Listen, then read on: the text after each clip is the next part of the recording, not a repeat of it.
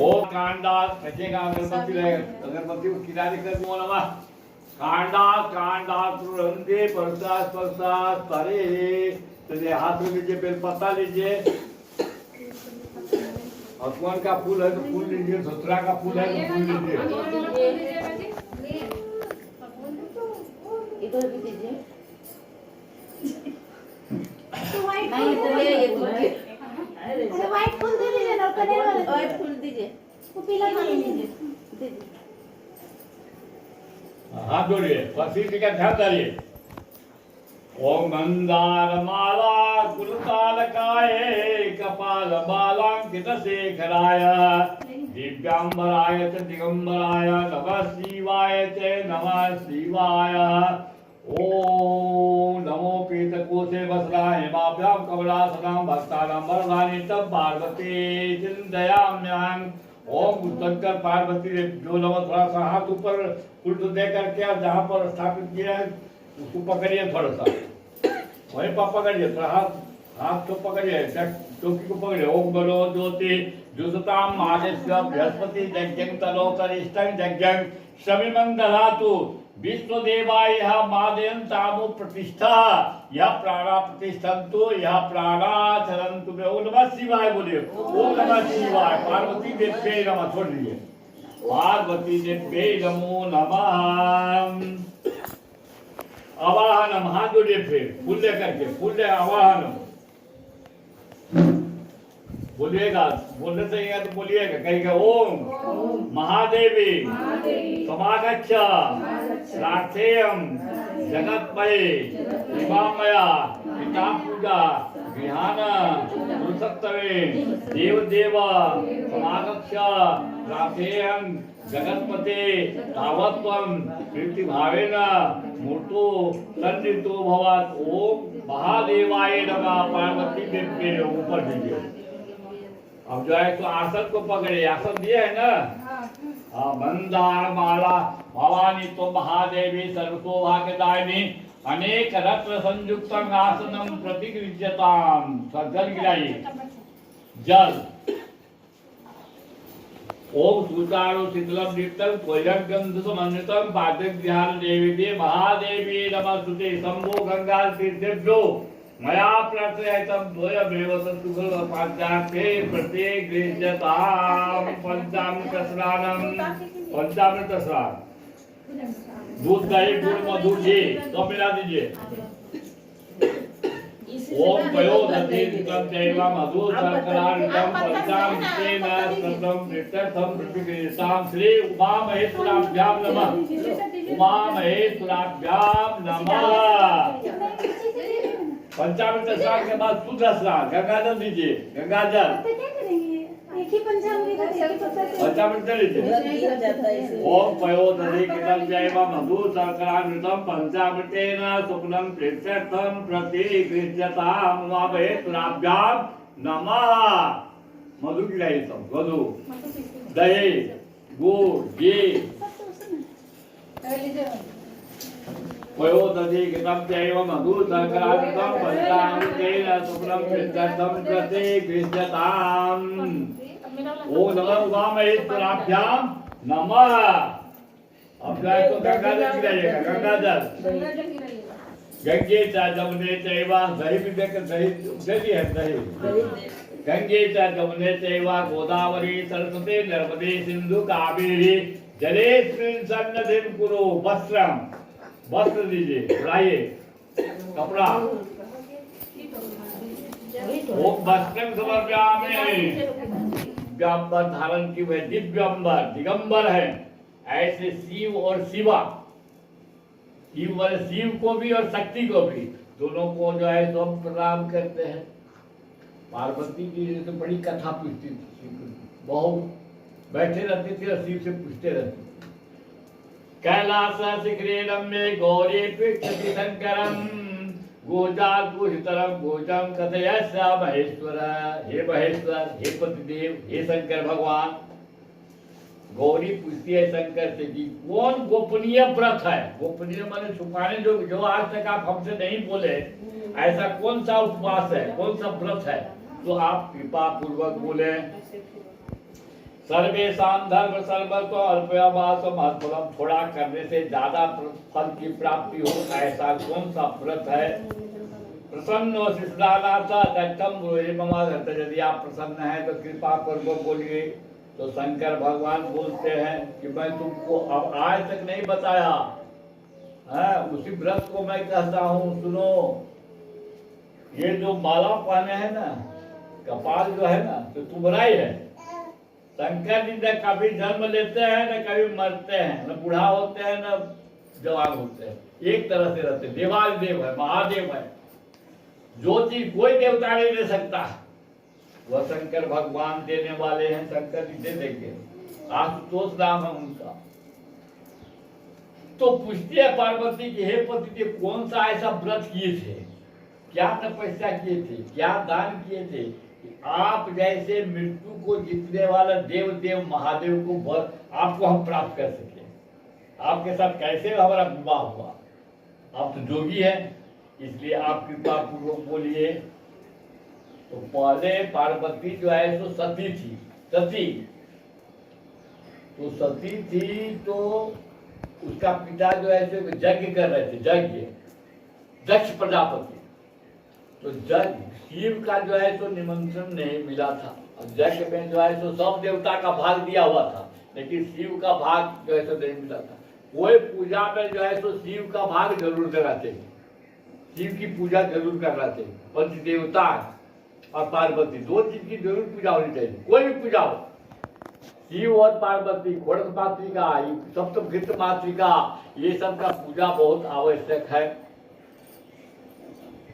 तो महादेव जो है सो मना किए, फिर भी जो है सो सती जो है सो अपना नैहर चली गई, अपना पिता के यहाँ यज्ञ देख ले। वहां उसको कोई नहीं पूछा, माँ खाली थोड़ा सा बोली। जब देखी कि शिव का जो है सो भाग नहीं दिया हुआ है, पति के निंदा हो रही है, तो क्रोध से जोगाग्नि से अपने शरीर को जला दी। जग को तहस नहस हो गया, जग उसके दूध बुझते। और वही सती को जो है सो विष्णु भगवान 51 जगह में काटी चक्र से, और वही 51 स्थान जो है सो सती का जो है सो स्थान बना, देवी का स्थान बना। कहीं जो है तो सिर गिरा तो सिर की पूजा होती है, कहीं आँख गिरा तो आँख की पूजा होती है, कहीं उंगली गिरा है, कोई जो है तो चरण गिरा। इस तरह से 51 स्थान जो है तो सिद्धपीठ है। वही सती पार्वती के रूप में हिमालय के यहाँ उत्पन्न हुई है। तो शिव जी बोलते हैं कि तुम्हारे हिमालय के यहाँ तुम पैदा हुई और तुम्हारा नाम पार्वती रखा गया। शिव जी बोल रहे हैं। एक दिन जो है तो नारद ऋषि, जब 6 वर्ष की अवस्था थी पार्वती का, तो नारद ऋषि हिमालय के यहाँ आए। तो पार्वती का माँ का नाम था मैना। तो जब आए नारद जी, उस समय जो है तो दोनों हिमालय और मैना जो है तो स्वागत किया, पूजा किया, उन लोग का अर्घ दिया, पैर धोया। उसके बाद मैना अपने लड़की को निकालती है और नारद के चरणों में प्रणाम कराती है और बोलती है कि हे भगवान, हे नारद जी, मेरी बेटी का जो है तो हस्त रेखा देखिए, इसका भविष्य देखिए। क्योंकि माँ को बड़ी चिंता होती लड़की का, इसका विवाह कैसे होगा, कहाँ होगा। तो नारद जी जो है तो पार्वती को देख कर कहते हैं कि यह तो महाजगत जननी है, माँ दुर्गा है, यह स्वयं जगत दुर्गा है। इसका विवाह जो है तो जोगी महात्मा जो है शिव जो है उन्हीं के साथ होगा। 5 वर्ष की लड़की सुन ली कि हमारा विवाह, गुरु का वाक्य हुआ, गुरु से सुन ली, गुरु मान ली कि हमारा विवाह जो है तो भोलेनाथ के साथ होगा। लेकिन माँ बाप नहीं चाहते थे, माँ बाप चाहते थे कि नहीं, शिव से इसका विवाह नहीं हो, क्योंकि सुंदरी है, इसका विवाह सुंदर कोई देवता के साथ होना चाहिए। माँ एक दिन अपनी लड़की को बुलाई, गोद में बैठाई, बोलते कि हे बेटी, बनी सीता तंत्र गृहेषु देवता तपा कवसे क्वचतावकम बपू। हे बेटी, हमारे घर में जो है तो देखो विष्णु भगवान का भी मंदिर है, वरुण देवता का मंदिर है, इंद्र देवता का मंदिर है, सूर्य नारायण का मंदिर है, बहुत से सुंदर सुंदर देवताओं का मंदिर है। इसी को किसी पूजा करके किसी को वरण कर लो, किसी से शादी कर लो। पार्वती बोल नहीं माँ, हमारा गुरु बोल दिया है, हमारा गुरु नारद हुए, वो बोल दिया है कि तुम्हारा विवाह शंकर के साथ होगा, शंकर के अलावे हम किसी से विवाह नहीं करूंगी, नहीं तो अविवाहित रह जाऊंगी। जल, क्योंकि जो जल नीचे जा रहा है उसको कौन रह सकता है, मेरा मन जो है सो शिव के सिवाय किसी को भा नहीं रहा है। इस तरह से कुछ दिन बीता, लेकिन जबरदस्ती करने लगे माँ बाप कि तुम्हारा विवाह हम विष्णु भगवान से कर देंगे। एक दिन पार्वती जो है तो अपने सखियों से बोली, ये सखी हमारा मन जो है तो शंकर के साथ विवाह करने का है, लेकिन मेरे पिता और माता चाहते हैं कि भगवान विष्णु से विवाह हो, क्या होगा?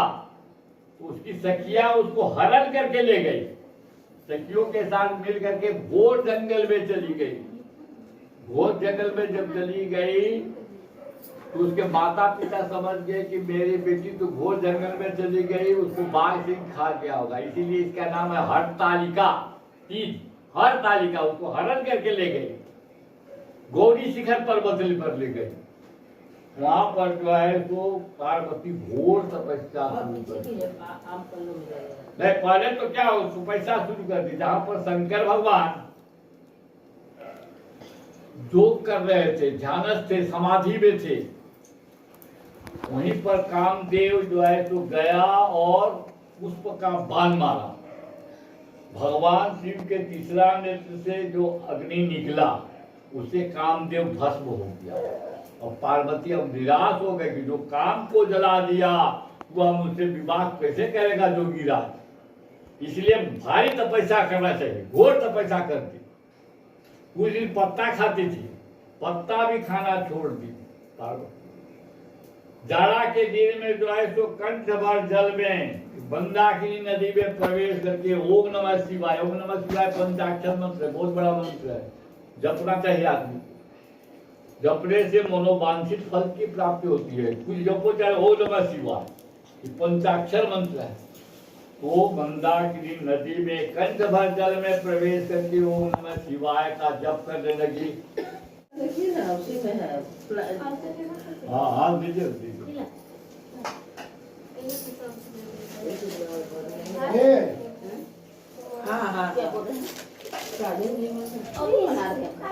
महादेव परिपूर्ण राष्ट्र में ओम नमः शिवाय नमो नमः देखो प्रणाम कीजिए। जो दान कर रहे